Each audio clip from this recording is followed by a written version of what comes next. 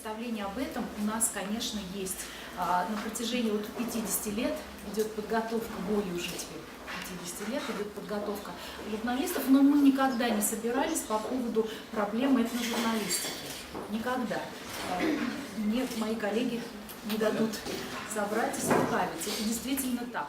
Проблем очень много в сфере развития национальной журналистики, хотя есть и довольно большие хорошие достижения благодаря, может быть, в первую очередь государственной поддержке. И эта поддержка, дотация государственная, она должна, мы считаем, сохраняться, несмотря ни на какие экономические, так и другие кризисы. И вот сегодняшний наш круглый стол, сегодняшнее заседание посвящено дальнейшему развитию этой тематики. На телевидении все вещание делится на две части. Информационное вещание и, раньше оно называлось художественное вещание, теперь это называется национальное вещание в национальных республиках. А вот там Владимир, там Владивосток, там у них называется тематическое вещание. Но они тоже занимаются межэтническими темами, да, у них тоже это есть. Вот, например, Дагестан, там у них 14, это в Дагестане, значит, телевидение вещает на 14 национальных языках. На 14. Нинди дә булса хәрәкәт. Үз эшен аңлата алмаса, моны журналистлардан башка эшләп булмый. Бу хәрәкәт телсез хәрәкәт сыман. Бу хәрәкәт киемсез хәрәкәт сыман. Чөнки аның ниндилеге аңлашылмый. Шуңа күрә бүген яшь булачак журналистлар белән очрашканда без менә нәкъ шушы әйберне аңлатырга теләдек.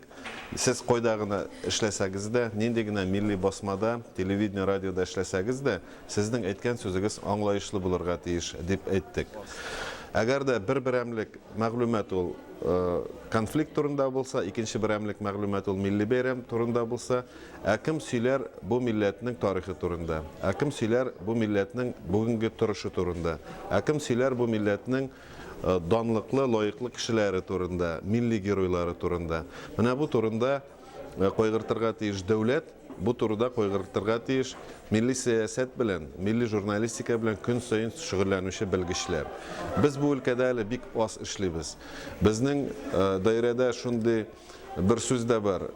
Бездә милли журналистика я танцы, я танки дип әйтәләр, име? Ну бит тормыш танк белән танцыдан гына тормый. Ул бию белән сугыш кына түгел. Көндәлек тормыш ул балалар тәрбияләү, көндәлек тормыш ул ризык табу, көндәлек тормыш ул ял итү, хезмәт мәсьәләсе. Менә бу турыда да милли сәясәт, милли журналистикада сөйләнергә тиеш.